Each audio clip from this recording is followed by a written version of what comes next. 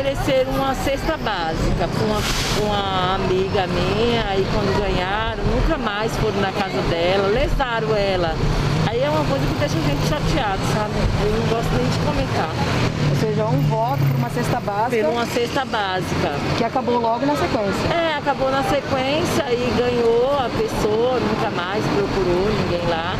E aquele bairro de periferia, Pantanal, as pessoas são muito carentes, se vende a troco de qualquer coisa. Acham que são beneficiados com o quê? Com uma cesta básica, com um exame médico, sabe, um transporte.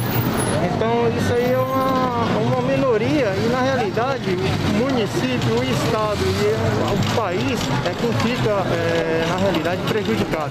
Porque isso acontece no país inteiro. Entendeu? Conheço várias pessoas que são beneficiadas com coisas tão insignificantes na realidade, entendeu? E onde a maioria das pessoas que deveriam, eu acho que educação, a saúde, sabe, segurança, que deveria ser um foco para ser investido, os caras preferem investir em quê? Em dar uma cesta básica para adquirir e conquistar um voto ali. Só precisa de nós na hora de votar. Quando a gente vota, ninguém procura nós, ninguém vem a nós procurar saber o que é que nós está precisando. Às vésperas das eleições, o Entre Linhas investiga os 5 mitos das eleições. 5 mitos, 5 mentiras que muitas pessoas pensam que são verdades. E aqui você vai descobrir por que estes mitos não merecem a sua crença. Bispo Adilson, são muitas as pessoas que estão desacreditadas e que por informações erradas elas acabam agindo errado, pensando errado e contribuindo para aquele processo que elas mesmas desprezam, como muitas pessoas que nós ouvimos aí na matéria, nas entrevistas das ruas. Às vezes até com uma boa intenção, mas diante de tudo que acontece, a pessoa acaba tendo uma reação negativa, uma reação que não ajuda. Então, eu tenho certeza que tudo que nós vamos abordar no programa de hoje vai servir para fazer com que a pessoa saiba qual é a melhor maneira para ela reagir. Ainda que o cenário político seja desanimador, ainda que nós tenhamos muitos escândalos, mas qual é a melhor maneira de fazer com que o futuro seja melhor? Eu tenho certeza que as informações vão ajudar.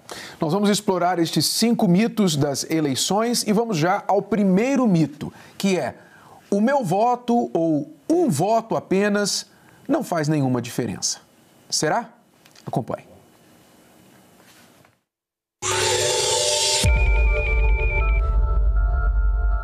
Existem inúmeros mitos que envolvem as eleições. Entre eles está o pensamento: meu voto não faz a diferença. Será mesmo?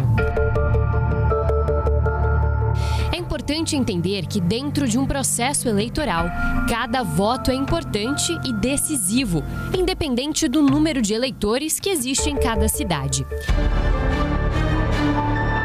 Só para ter como exemplo, há candidatos que perderam as eleições por diferença de apenas um voto.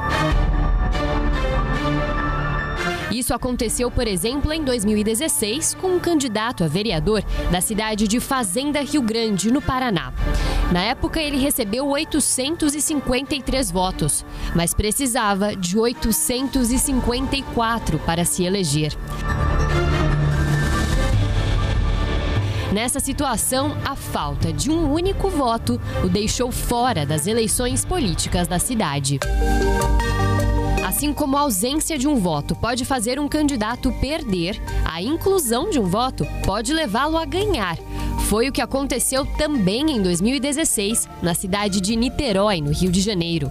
Um candidato foi eleito vereador com a diferença de um único voto. Ali, diante da urna eletrônica, um voto fez a diferença nas eleições. E esse ano não é diferente. O seu voto é capaz de definir as pessoas que vão te representar. Então não o desperdice. Quando você vota em um candidato, você indica que acredita naquela determinada pessoa e também em seu partido. Assim, ainda que seu candidato não se eleja, mas tenha uma quantidade expressiva de votos, esses votos podem ajudar outros candidatos do mesmo partido a se elegerem. Desta forma, a crença de que meu voto não faz a diferença é um mito.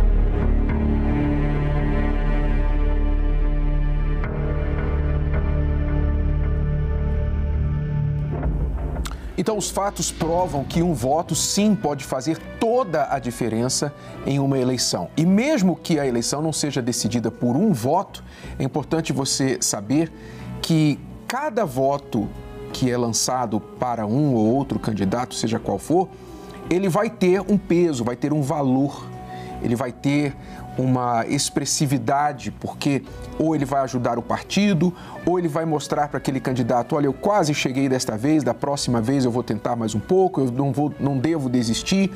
O voto, ele expressa o nível de confiança que as pessoas têm naquele candidato específico e nas suas propostas, e também o partido que ele representa, as ideologias, ideias que ele representa. Então, Espadilson, muitas pessoas que pensam, o meu voto não vale de nada, e desprezam o próprio voto, elas têm que entender, se todo mundo pensar assim e no dia das eleições não comparecer porque acha que não vai fazer nenhuma diferença, então só esse tipo de pensamento já acaba mudando o resultado das eleições. E muita gente, infelizmente, tem pensado assim. A gente vê pelos resultados das últimas eleições, quando a gente compara o número de votos que determinados candidatos, que os candidatos receberam, e o número de votos brancos e nulos. Inclusive também nas pesquisas. Eu estava reparando aí nos últimos dias que algumas pesquisas apontam em determinados municípios, por exemplo, o voto para o executivo, que é o prefeito,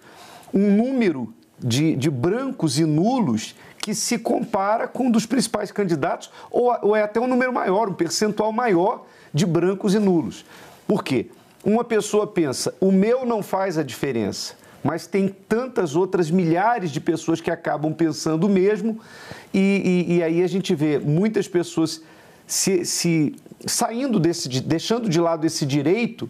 E aí uma comparação, outro dia eu estava conversando com algumas pessoas e falando o seguinte, imagine, para você fazer uma comparação, imagine um edifício que você mora num prédio e lá tem o condomínio.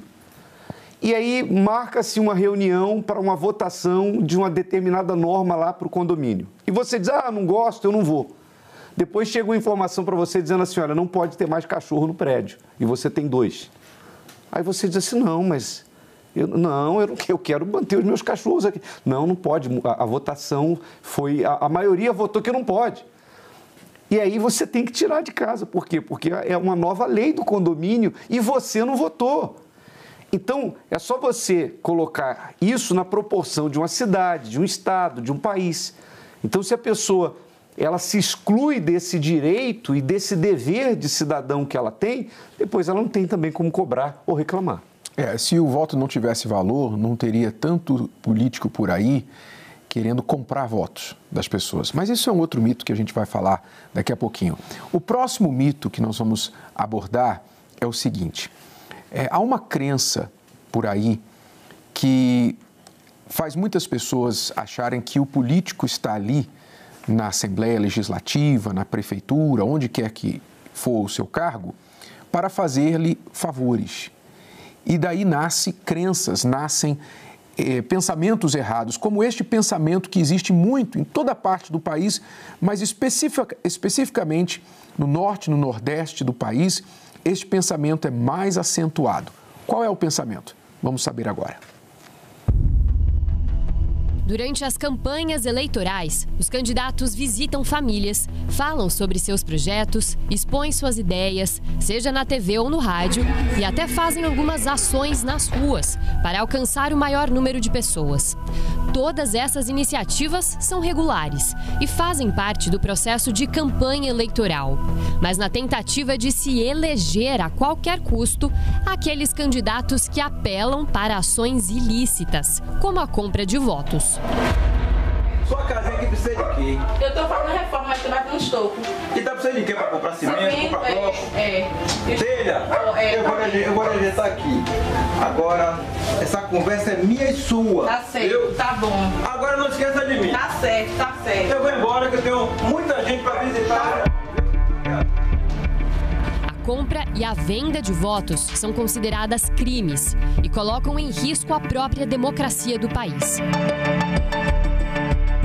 Se um candidato já apela para a corrupção durante o processo eleitoral, o que ele fará quando estiver definitivamente no poder?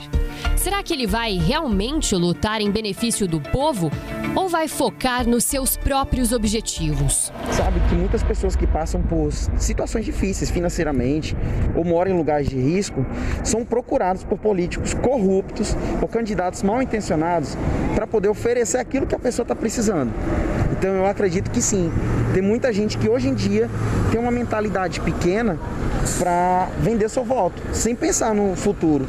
Sempre troca o voto por um saco de cimento, uma dentadura, um lugar na fila para fazer uma cirurgia. Sempre foi assim. Por que a gente não quer votar mais ninguém? Aí quando chega lá, promete mil coisas, boa educação. Continua a mesma coisa, não melhora nada. Só vê roubalheira.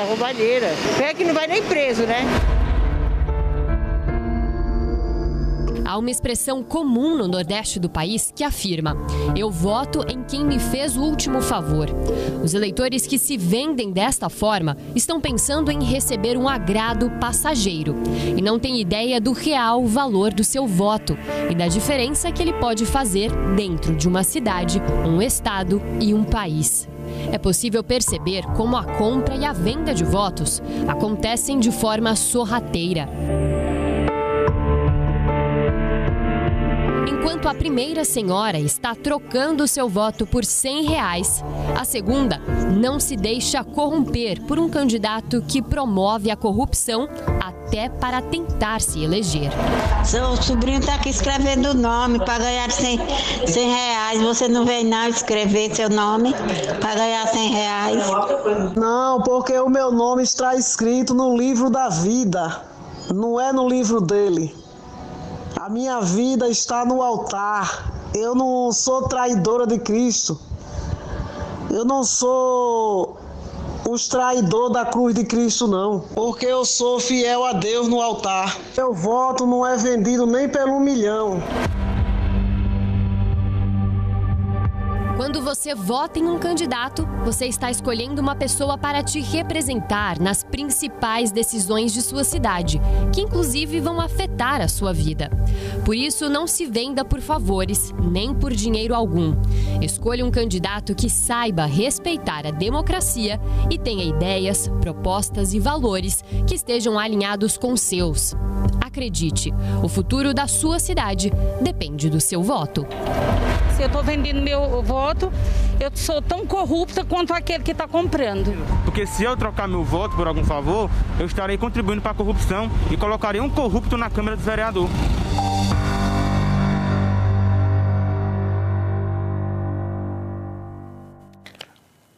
Quando o assunto é política, é muito comum, quando você junta pessoas e elas começam a conversar sobre política, alguém sempre vai falar assim: olha, eu estou cansado desse negócio de política, há muita corrupção, muita roubalheira e etc, e assuntos parecidos. Mas o que a gente não pode esquecer é que cada político que ocupa uma cadeira, um lugar de autoridade, representa, ele é uma fatia, uma representação da sociedade que o elegeu, daqueles que o colocaram ali. Então, se os políticos são corruptos, ora, e eles são reflexos da sociedade, dos eleitores que os elegeram, então, naturalmente, os seus eleitores também são corruptos. E uma prova disso são aqueles que vendem o seu voto, como nós acabamos aí de acompanhar. O que as pessoas precisam aprender definitivamente, o brasileiro precisa aprender, Bispo Adilson, é que político não existe para fazer favor pessoal para o eleitor. Porque quando o eleitor cobra do político um favor pessoal, o que ele faz? Sem saber. O que o eleitor está fazendo? Ele está ensinando o político que, uma vez ele vendendo o seu voto em troca de um favor, quando aquele político for eleito, ele não vai dever mais nada ao eleitor. Ele não deve mais nada, porque eu te fiz o favor que você me pediu em troca do seu voto, eu não te devo mais nada. Agora eu vou atrás do meu, não é? Porque a pessoa tem que pensar assim, se o político pagou, seja R$100, seja um saco de cimento, seja uma operação, furar a fila do hospital, etc., aquilo custou dinheiro para ele. Imagine aquilo multiplicado por centenas, milhares de eleitores. É claro que quando ele entrar no poder, ele vai recuperar tudo isso como? Roubando. E o político, por exemplo, um vereador, ele entra para representar a sociedade em votações que vão beneficiar a sociedade como um todo.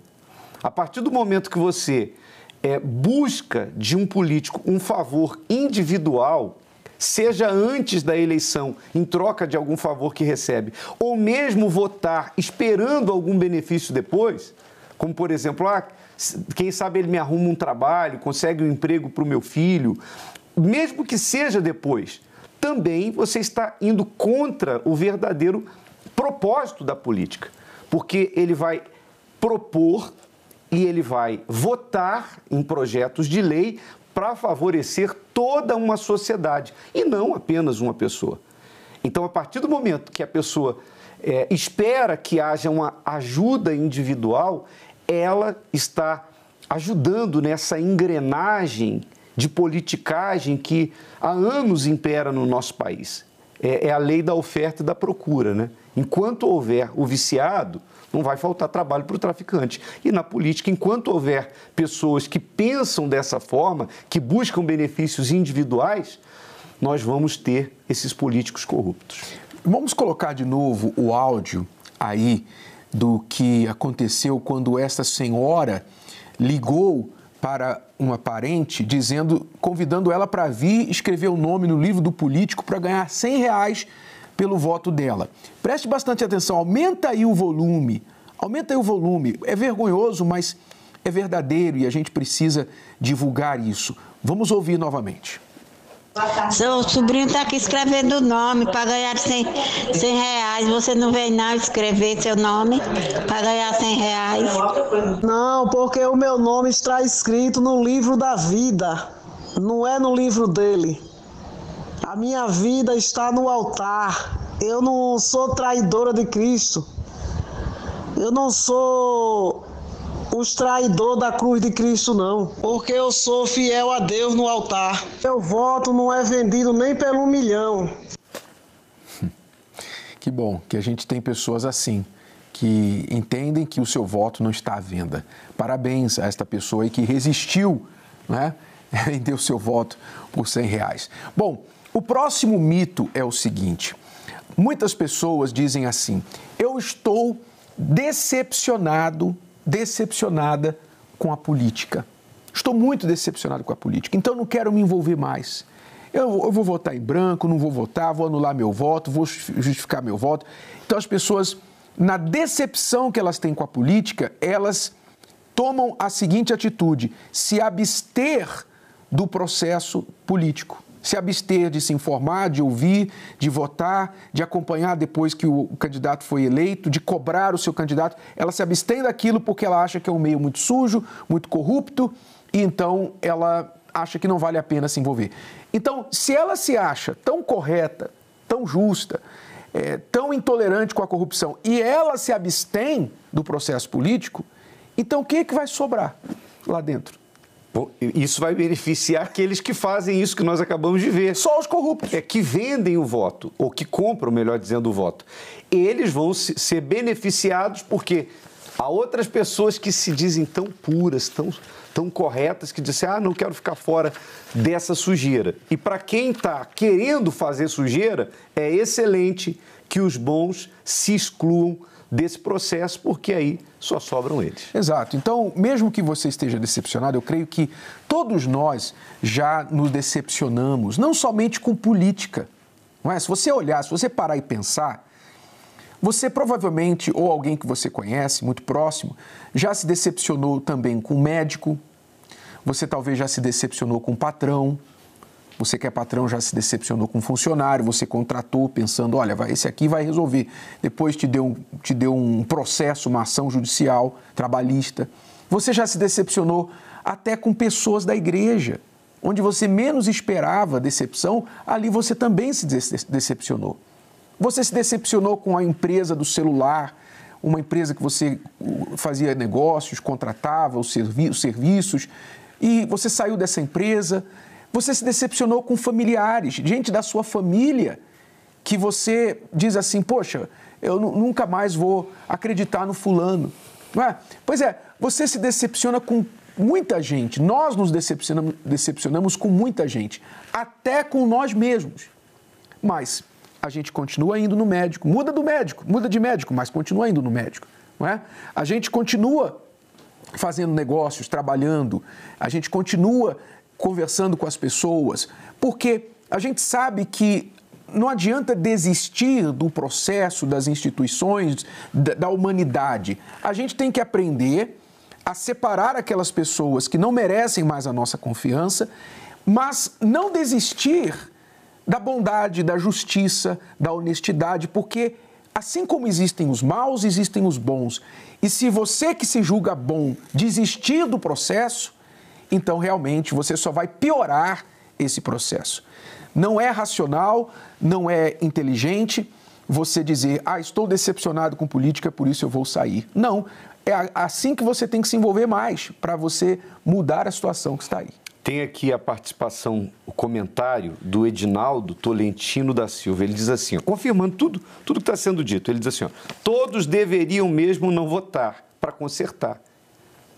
Como é que vai consertar se a única oportunidade, o único dia que nós temos a condição de decidirmos, de fazermos alguma coisa pela nação, as pessoas se excluírem disso? Então, é justamente esse tipo de pensamento do Edinaldo que não pode existir. Você tem o direito e até o dever, né? É um dever de todo cidadão. Porque é a única forma da gente construir um país melhor.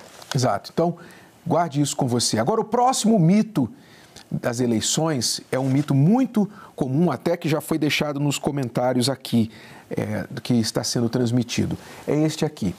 Política e religião não se misturam. Você já ouviu isso? Você já ouviu falar isso? Com certeza você já ouviu, talvez até já falou isso, que política e religião não se misturam. Pois é, soa bonito, soa piedoso, porque muitos gostam de dizer assim, uma pessoa que é religiosa, uma pessoa que é de Deus, ela nunca vai querer se envolver com política, porque política é uma coisa suja, uma coisa corrupta. Pois é, mas nenhuma das afirmações está correta. Primeiro, que política não é uma coisa suja. Política é a arte de governar. Sujos são aqueles que usam da política para benefícios próprios. Politicagem é uma coisa suja, mas política é a arte de governar. É uma necessidade. Aliás, você usa política até dentro de casa. No momento que você casa com alguém, você que é casado, você que é pai, mãe, tem filhos, você tem que usar da política. Ou eu pergunto, você que tem mais que um filho, preste atenção agora, mamãe e papai. Você que tem mais que um filho, você alguma vez já teve que comprar um presente para o outro filho que não estava fazendo aniversário por causa do outro que você comprou que estava fazendo aniversário? Por que você comprou 2 presentes? Por que você comprou um presente para o outro que não era a data de aniversário dele? Você foi político nessa hora. A política já começa dentro de casa, na família. Pois é, né? A política ela existe em casa, ela existe na vizinhança, todo mundo fala a política da boa vizinhança. No prédio, condomínio. Não é? Existe até o tema, a política da boa vizinhança. Você tem que ser político em todas as esferas. Onde há mais que uma pessoa, há necessidade da política. Então a política não é uma coisa suja. Então você falar que religião não mistura com política porque religião é uma coisa pura e política é uma coisa suja, já tem aí uma coisa errada. Política não é suja. E nem necessariamente religião é uma coisa limpa, não é? Porque tem muitos religiosos que não são sujos também. Então, o que você tem que entender é o seguinte, o que é errado, na verdade, é a religião querer tomar posse do poder político para impor sobre todas as pessoas da sociedade a sua crença, que é o que acontece naqueles estados, aqueles países teocráticos. Existem países, governos no mundo, onde o governo é teocrático, ou seja, há uma religião oficial. E ali naquele país, todo mundo é obrigado a seguir aquela religião. E qualquer outra religião é perseguida, não é tolerada, não é aceita. Isso é um problema. Isso sim é um problema. Então, impor a religião sobre as pessoas por meio da força política, isso é errado. Isso não é cristão. Como também não se deve usar da política para impor nada sobre a religião, sobre a crença das pessoas. A política existe para ajudar as pessoas a conviverem bem e não a proibir, não para cercear, como aconteceu, por exemplo, durante esta pandemia, quando muitos políticos usaram do seu cargo para impedir as pessoas de ir à igreja, sem nenhuma lógica, enquanto ônibus, metrô, supermercado, feiras livres estavam cheias de pessoas e aglomerações, igrejas que estavam prontas para limitar sua capacidade, usar todas as recomendações sanitárias, diminuir e garantir o afastamento das pessoas, foram proibidas de funcionar. Por quê? Muitos políticos usaram da força política para inibir a fé das pessoas. Isso sim é errado. E alguns decretos, assim, com artigos absurdos, como, por exemplo, determinando que, além de ter um número restrito de pessoas, que isso aí a gente até entende, mas dizendo, por exemplo, que a pessoa não pode dar oferta, porque se ela der oferta, ela pode estar espalhando o vírus. E o que acontece em toda a sociedade, que as pessoas precisam consumir, precisam comprar. Mas nós tivemos casos em que artigos descabidos como esse foram determinados para o município, para todas as igrejas, no caso. E falando sobre essa questão de política e religião não se misturar, se nós formos analisar à luz da Bíblia, por exemplo, quem foi o primeiro rei de Israel? Foi Saul. Quem o elegeu? Quem escolheu Saul para ser o primeiro rei de Israel, desculpe? O próprio Deus. Deus escolheu e o profeta Samuel o consagrou como rei. E eu pergunto, deu certo? Não deu certo. Na caminhada, Saul se desviou. Saul não foi o rei que Deus esperava. O que Deus fez? Ficou decepcionado com isso e disse, olha, acabou, Samuel, profeta Samuel, acabou. A gente tentou com Saul, era um bom rapaz, mas ele se perdeu. Está vendo como esse negócio de rei não funciona? Não. Ele chamou Samuel e disse, olha, esse aí, vamos tirar esse, vai na casa de Jessé, porque eu já escolhi um outro para o lugar dele. E aí o segundo rei de Israel, que foi Davi, deu certo. Foi o maior rei da história de Israel e qualquer judeu sabe disso. Isso faz parte da história do povo de Israel. Então, o próprio Deus foi que apontou o primeiro rei, que não deu certo, e apontou Davi. E era assim, Deus, ele elegia os seus escolhidos. Toda a história da Bíblia mostra que a política sempre esteve influenciada pela fé. Quando a gente fala da fé, influenciar a política, é influenciar com seus valores. Os valores, a maioria dos países no mundo, você deve saber disso, que a maioria das constituições, dos códigos de lei do mundo, são influenciados pelos 10 mandamentos, pela Bíblia, pelo conjunto de leis que já são muito antigos.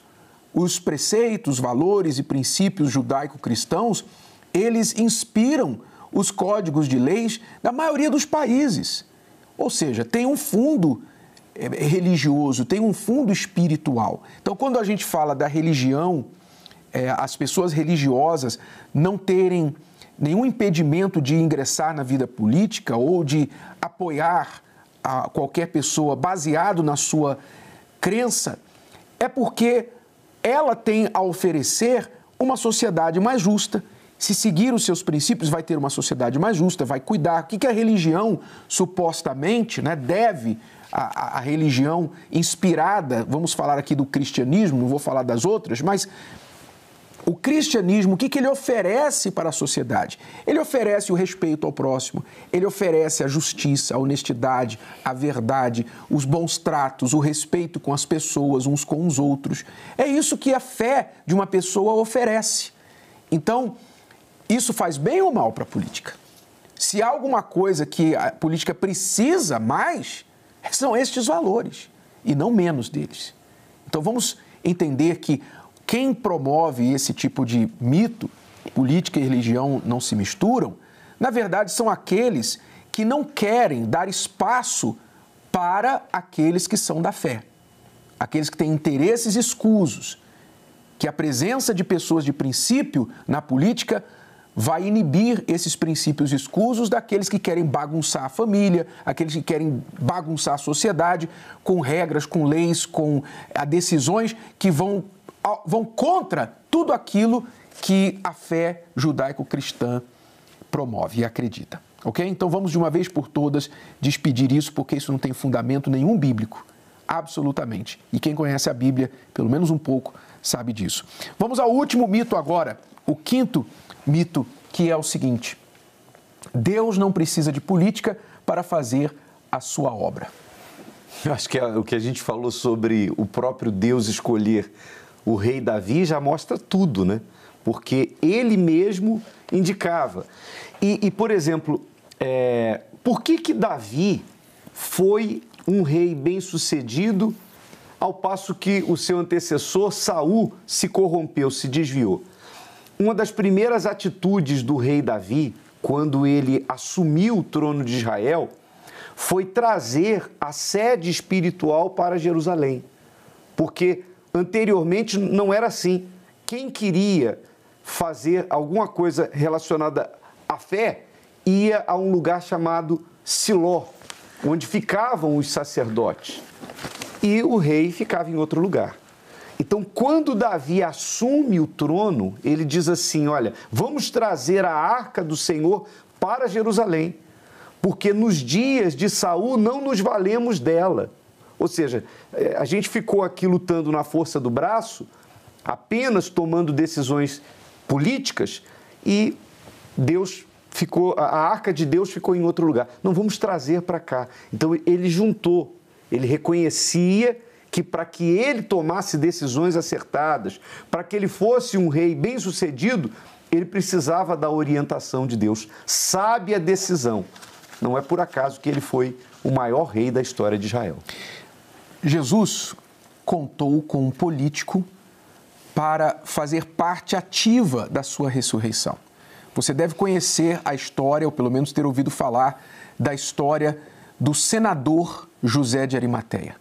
José de Arimateia era um discípulo que era senador em Israel, havia um cargo político importante, que na morte de Jesus na cruz, quando Pilatos mandou que fossem tirados os corpos da cruz, José de Arimateia foi interceder junto a Pilatos, ou seja, ele como político, ele tinha acesso ao governador Pôncio Pilatos, fácil acesso.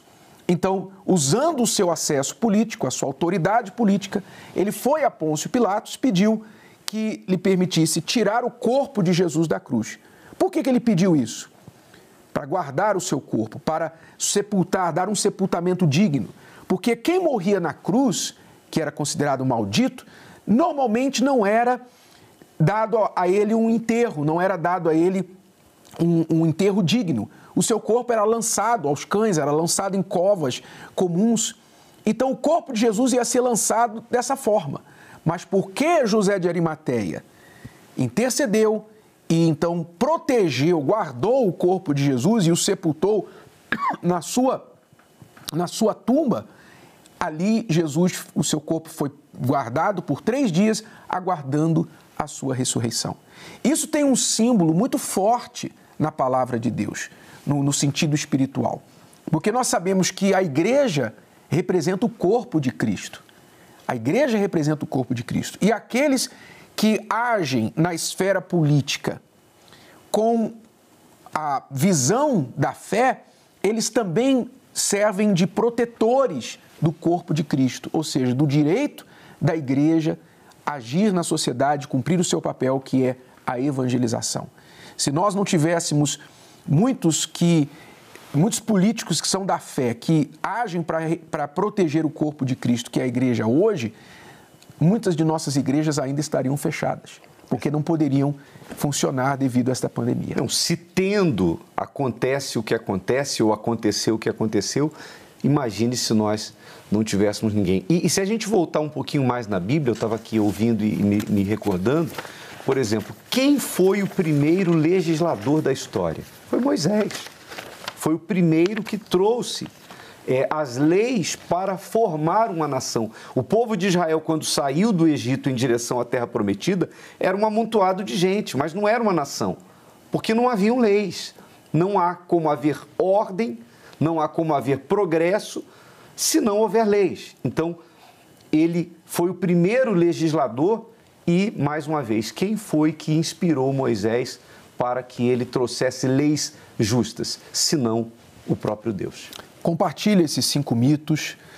Você deve pensar no que nós estamos falando, avaliar o que nós estamos falando e compartilhar isso com seus amigos e familiares. E neste dia 15 de novembro, cumprir o seu papel como cidadão, como cristão e agir com inteligência, com consciência, se informar em quem você vota, não vender o seu voto, não se abster desse processo, por mais decepcionado que você esteja, por mais que outras pessoas tenham te decepcionado, vamos continuar crendo e escolhendo pessoas melhores que nos representem de fato. Agora nós vamos à história de Ana Cláudia Correia, que está conosco por videochamada. Eu já vou falar com a Ana Cláudia diretamente, mas primeiro você vai conhecer um pouquinho da história da Ana Cláudia antes de conversarmos com ela. Preste bastante atenção, porque a história magnífica, importante, que vai te emocionar, vai te ensinar muitas coisas. Vamos acompanhar agora a história de Ana Cláudia.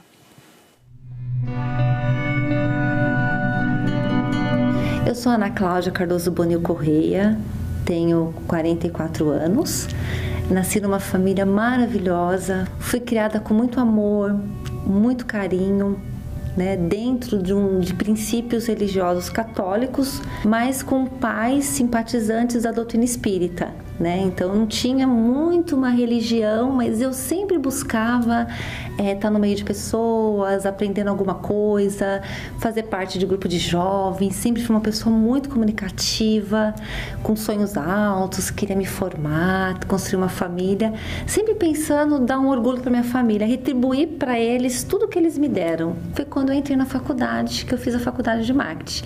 O que aconteceu comigo nesse período? Em 2005, eu sou a filha mais velha, na época eu tinha 29 anos nessa história toda, uma irmã de 25 anos, e minha mãe, ela tinha 50 anos. E em 2005, a minha mãe teve um aneurisma, de repente.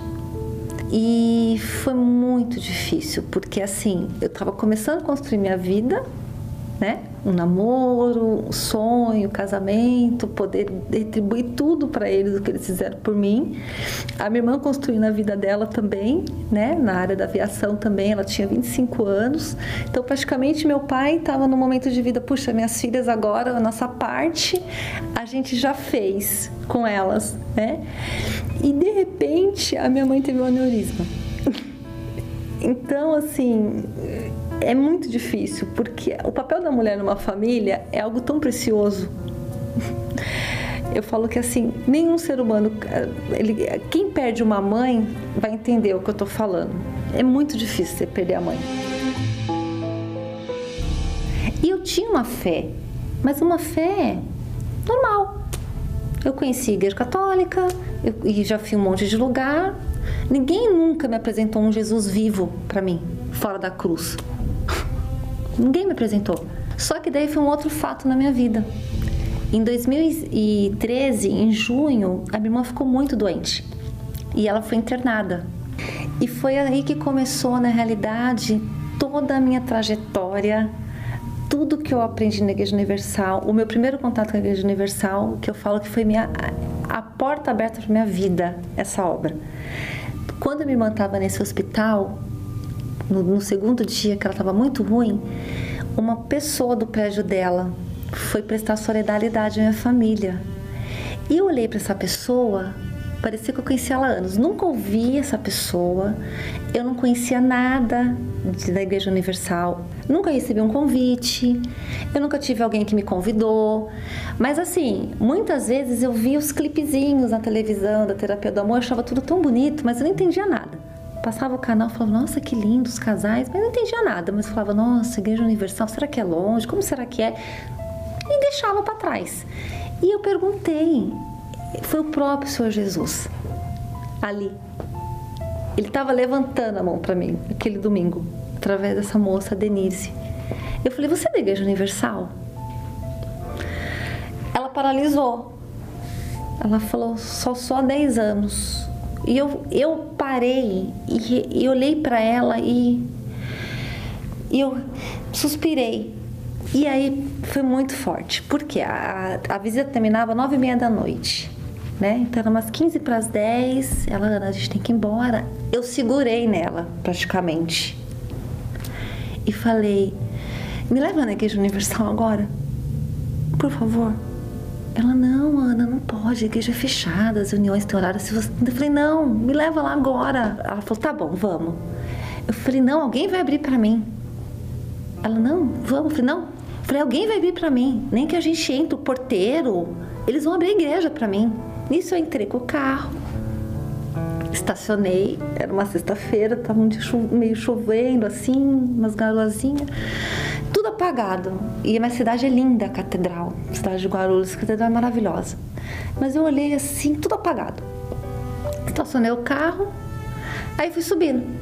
E eu fui indo. E ela foi atrás de mim. Ela pensou, nossa, onde que ela... Será que a gente vai conseguir entrar? Já tinha terminado a reunião, né? A gente entende. E aí foi algo assim que aconteceu comigo que... A porta não estava totalmente aberta.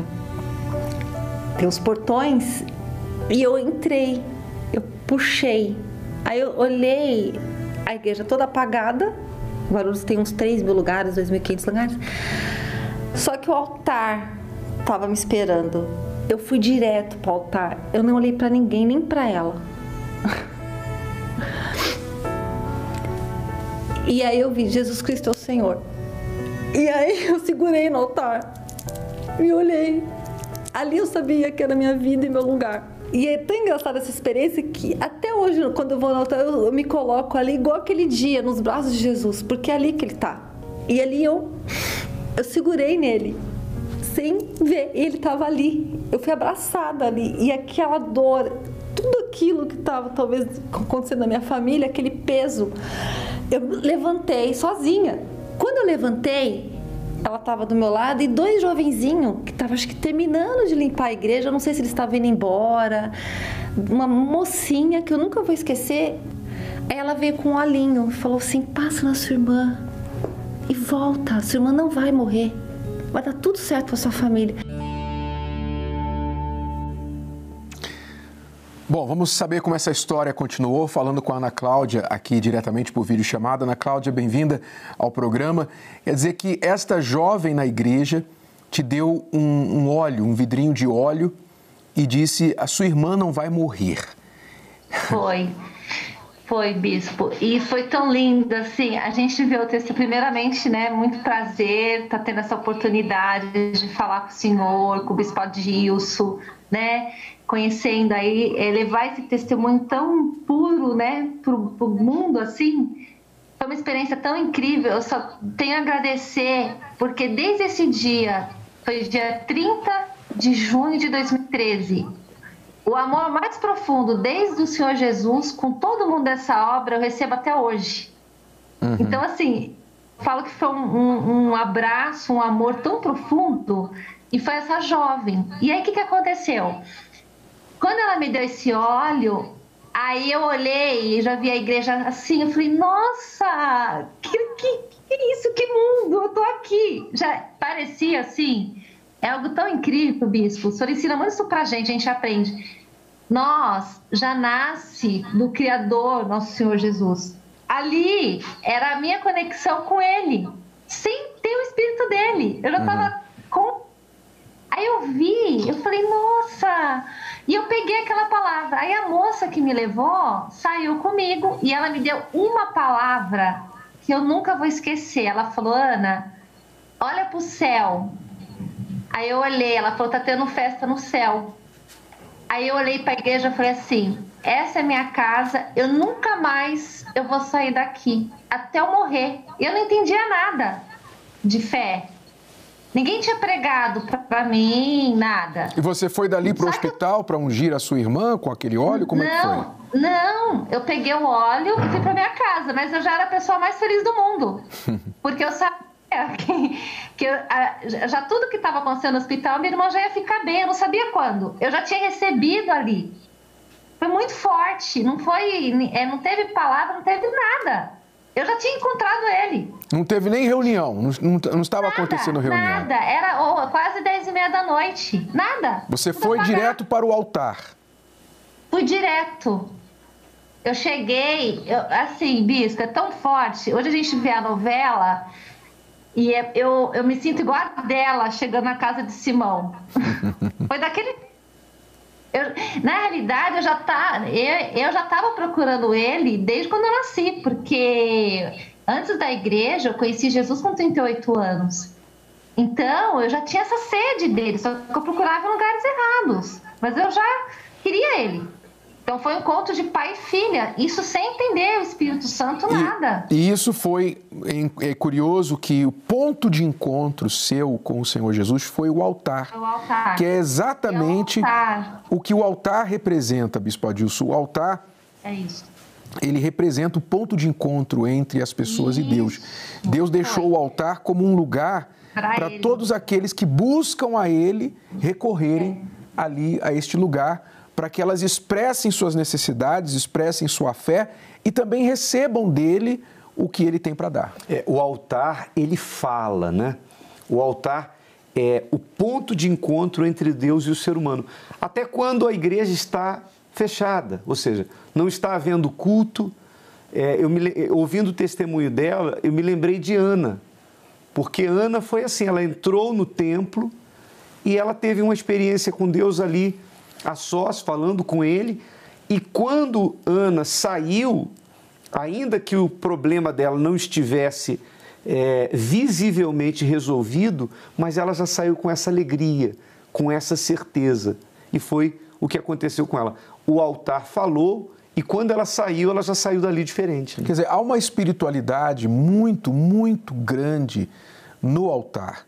Quando você olha a Bíblia, a palavra de Deus, você vê que sempre que o povo de Israel estava em ascensão, estava em comunhão com Deus, em prosperidade, havia um respeito para com o altar. Havia um altar e havia respeito para com o altar. Havia prática da fé no altar.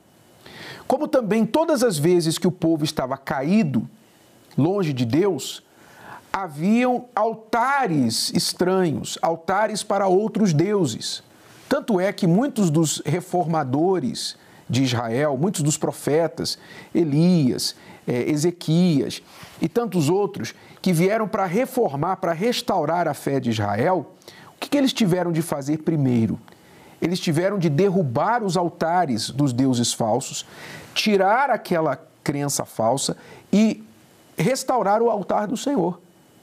Então, o altar representa esta intimidade com Deus. E você tem que se perguntar qual relacionamento você tem tido com o altar. Jesus também dignificou o altar, porque muitos vão dizer aqui, mas isso é coisa do Velho Testamento. É coisa do Velho Testamento. Não, é claro que o altar hoje ele não é o lugar que a pessoa apresenta sacrifício de animais e sangue, como era feito no passado. Mas nada muda o objetivo principal do altar, que é a entrega da pessoa. O Novo Testamento chega a dizer que nós somos sacrifícios vivos. Nós somos o sacrifício hoje. Hoje a gente não oferece no altar um cordeiro, um animal. A gente se oferece no altar. Nós temos de viver constantemente no altar porque nós somos o verdadeiro sacrifício.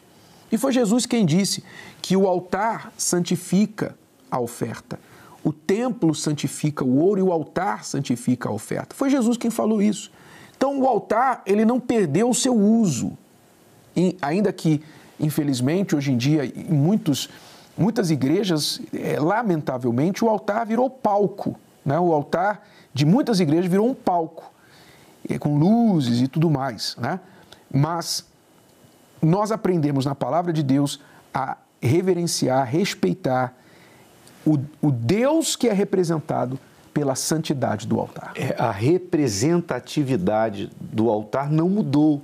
Aliás, o próprio Apocalipse fala sobre altar.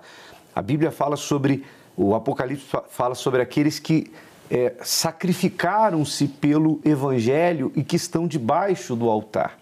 Então, embora fisicamente, o altar ele se assemelha a um palco, o significado é completamente outro. O altar é o lugar alto onde são oferecidos sacrifícios.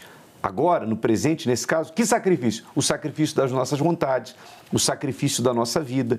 Então, o altar representa que Deus está acima de tudo na nossa vida. É o lugar alto, acima de nós.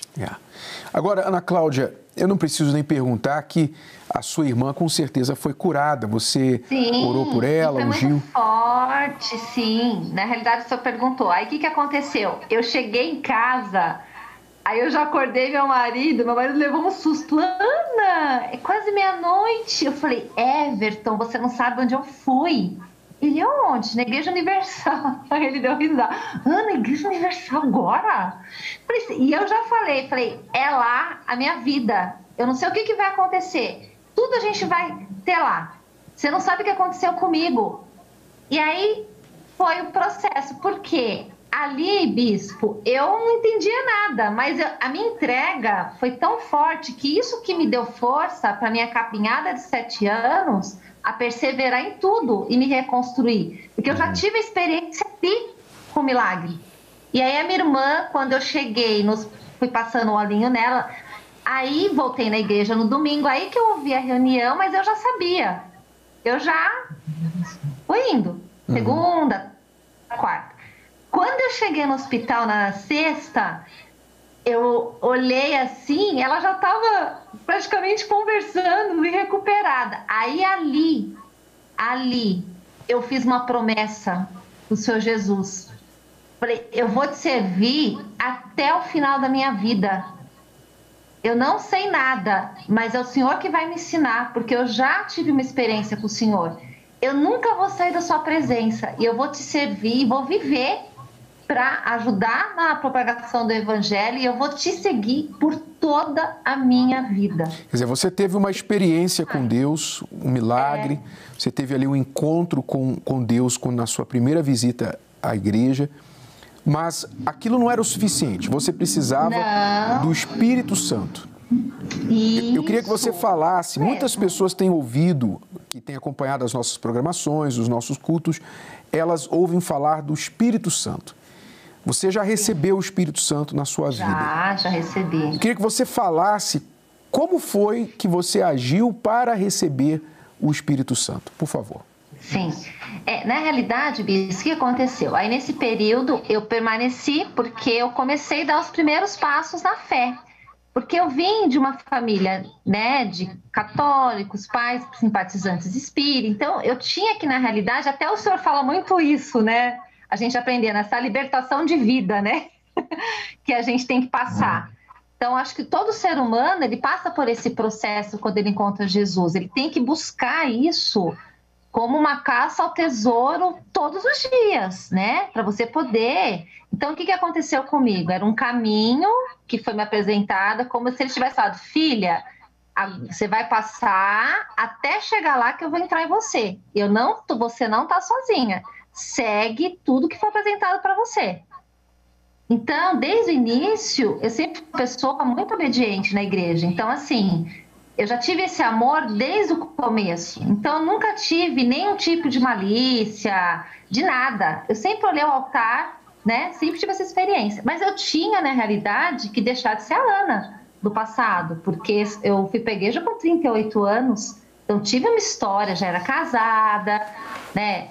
Tinha as minhas ideias, e aí começou o meu processo dia a dia né, de poder aprender com a palavra, aí me batizei nas águas, né, nesse período, meu marido começou a frequentar a igreja comigo, aí eu comecei a lutar para ele também ser batizado nas águas, aí a gente fazia tudo junto, né, começou um processo de libertação, de aprendizado, né, e aí o que aconteceu comigo?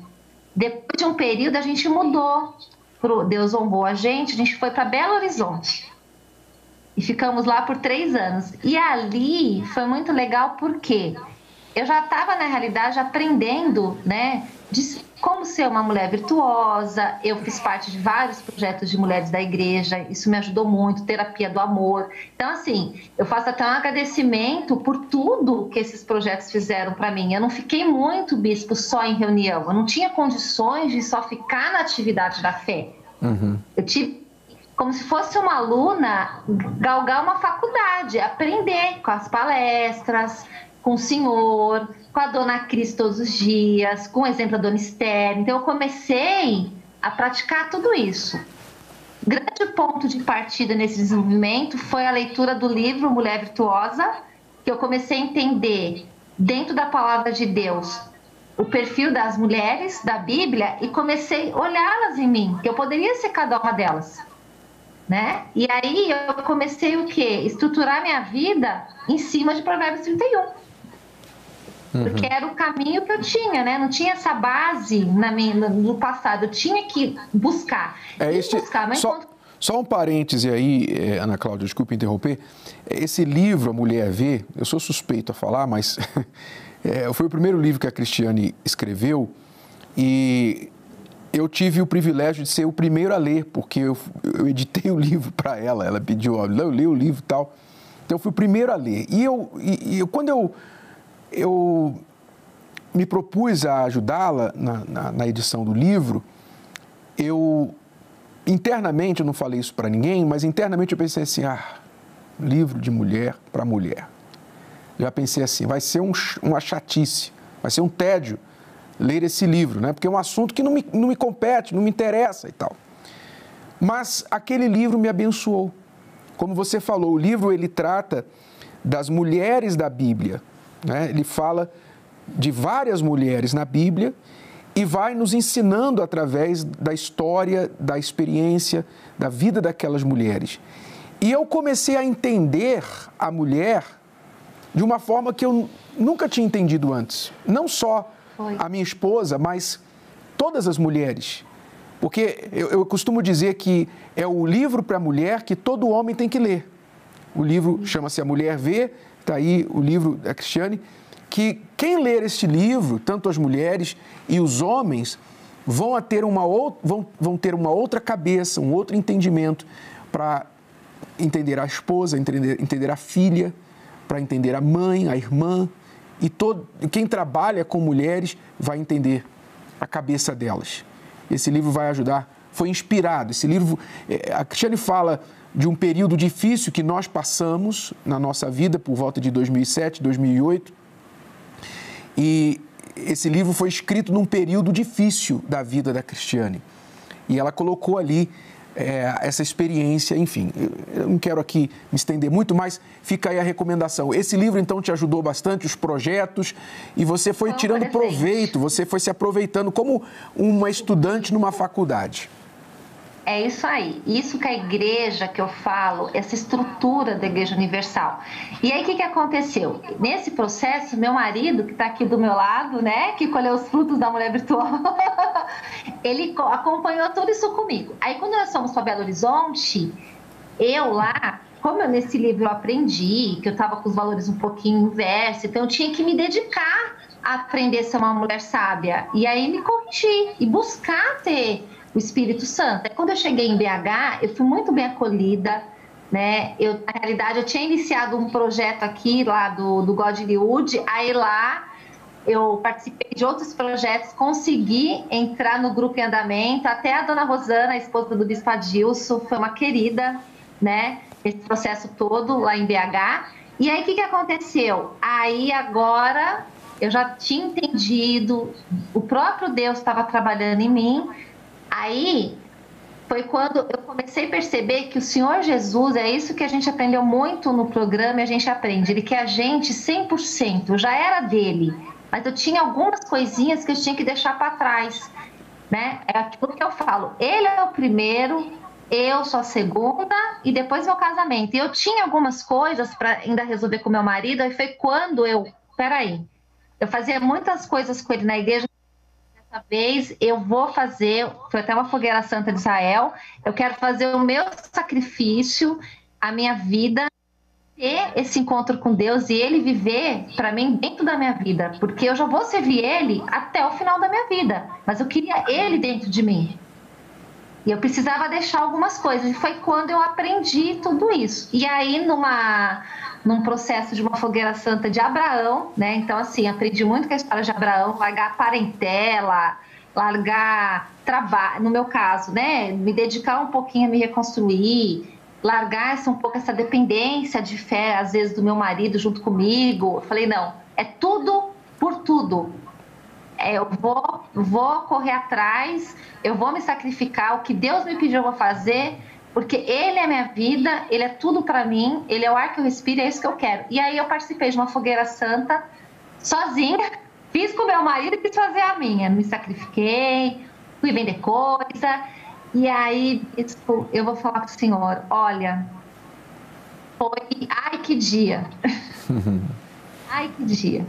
Não tem um dia na minha vida que eu não consigo lembrar desse dia. Ai, que dia. O Senhor Jesus, Ele é tudo na minha vida.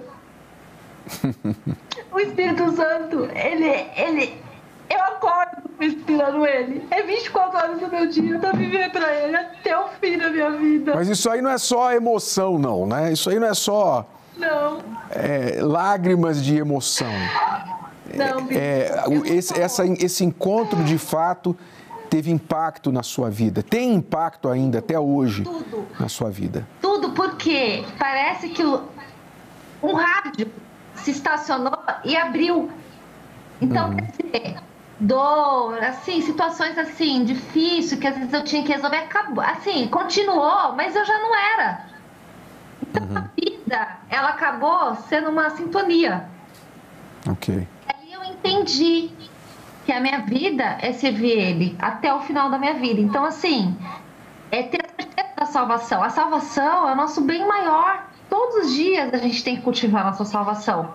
E é esse processo todo, o que aconteceu? Tudo que eu tinha aprendido, né? Isso só me aprimorou a ser mais forte na fé. Meu marido participou de tudo isso comigo, dessa transformação. Aí a gente foi conquistando nossas coisas, nossos projetos, né? Aí eu voltei para São Paulo, a gente está aqui recomeçando.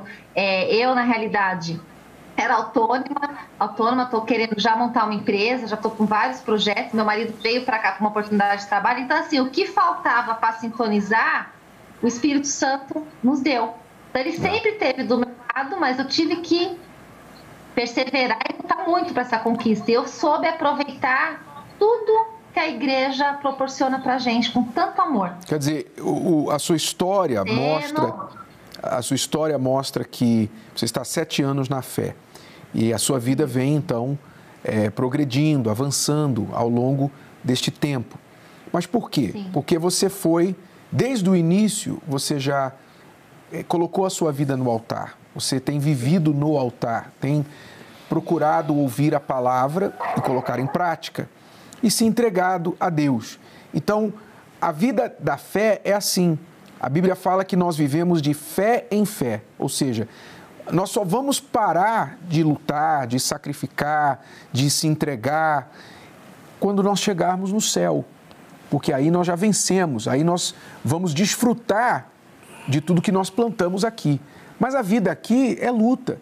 Então você que me assiste em casa, você que diz assim, poxa, eu não sei por que eu não recebi ainda o Espírito Santo, eu não sei por que a minha vida não muda, eu vou à igreja, eu peço oração, né? Tem muita gente nos assistindo pedindo oração, coloca o nome do fulano para oração, ore pelo fulano, e tem gente que é assim, Bispo Adilson, ela passa a vida dela pedindo oração, indo à igreja, vivendo nas nas margens, né? As margens da fé, sempre pegando a rebarba de outras pessoas, sempre comendo das migalhas que caem da mesa, nunca se entregando de fato, de verdade. Por isso elas nunca têm suas vidas transformadas. Mas o altar existe para isso, para a pessoa fazer a entrega, como a Ana Cláudia está falando aí, que ela se entregou, continua se entregando, não é uma coisa que para, que a gente faz uma vez, continua se entregando e a vida dela vai avançando. É família, é negócio, é espiritual, é tudo. E o Espírito Santo, ele faz com que deixe de haver na vida da pessoa um ponto de interrogação. Porque uma pessoa que tenha recebido a solução de problemas em várias áreas, que suponhamos que o testemunho da Ana Cláudia fosse um testemunho maravilhoso em termos de vida econômica, até em termos de família, casamento, mas se ela não tivesse o Espírito Santo, ia ficar aquele ponto de interrogação. É o Espírito Santo que define a vida da pessoa. Aliás, a Bíblia fala sobre o carvalho de justiça plantado por Deus. Ou seja, quando a pessoa recebe o Espírito Santo, então é algo que aconteceu entre ela e Deus e que define a vida dela. Por isso, se você ainda não recebeu o Espírito Santo, você deve colocá-lo como prioridade, você deve suspirar por isso. Tem pessoas que nos perguntam assim, o que eu preciso para receber o Espírito Santo? Você precisa desejá-lo mais do que tudo na sua vida. Porque se você o desejar mais do que tudo na sua vida, então certamente você fará tudo o que é preciso para que ele venha sobre você. Então, você ainda não recebeu o Espírito Santo? Priorize-o na sua vida. Priorize-o. Coloque ele no topo da lista, mais do que casamento, dinheiro, cura, mais do que filho, esposa, marido, pai, mãe, mais que tudo. Coloque ele no topo da sua lista. Priorize.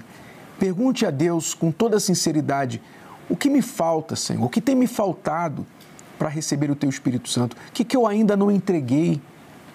Se você tem dúvidas sobre o Espírito Santo, procure o pastor da igreja. Pergunte, pastor, me orienta sobre o Espírito Santo, o que eu tenho que fazer para receber o Espírito Santo? Que esta seja a sua sede maior, a sua fome principal. Porque quando houver essa fome e sede em você pelo Espírito Santo, você já deu metade, você já caminhou metade do caminho para recebê-lo, que é ter fome e sede de recebê-lo. E daí, com as orientações que você vai receber, se é que você já não sabe o que fazer, então, praticando, você vai encontrar, como a Ana Cláudia também encontrou. Participe das reuniões do Espírito Santo na igreja, toda quarta-feira, todo domingo. Mas não espere esses dias para você orar. Em casa, você ora para você buscar e receber o Espírito Santo também. Bom, Ana Cláudia, eu quero agradecer a sua participação. Você frequenta a Universal em Guarulhos ainda, na Catedral de Guarulhos? Isso. Na realidade, eu frequento num bairro próximo da minha casa, na Vila Flórida. Vila aqui Flórida. Perto da minha casa. Isso. O endereço é... Em Guarulhos. Otávio Braga de Mesquita. Isso. 1335. 1335 em Guarulhos, na Vila Flórida, em Guarulhos. Está aí, quem mora nos arredores da Vila Flórida, em Guarulhos, pode frequentar a Universal ali e conhecer a Ana Cláudia, seu marido, sua família, esse testemunho que você acabou de acompanhar. Muito obrigado, Ana Cláudia. Bispo. Deus abençoe você e o Everton, que está aí do lado. A gente vê um pouquinho dele aí. Muito obrigado. Tchau, Deus abençoe. Tchau. Um abraço. Então nós vamos encerrando aqui a nossa participação e esperando que as pessoas possam se unir a nós nesta quarta-feira, no 7º Alerta da Salvação e buscar o Espírito Santo. É isso. Amém. Até a próxima com mais um Entre Linhas.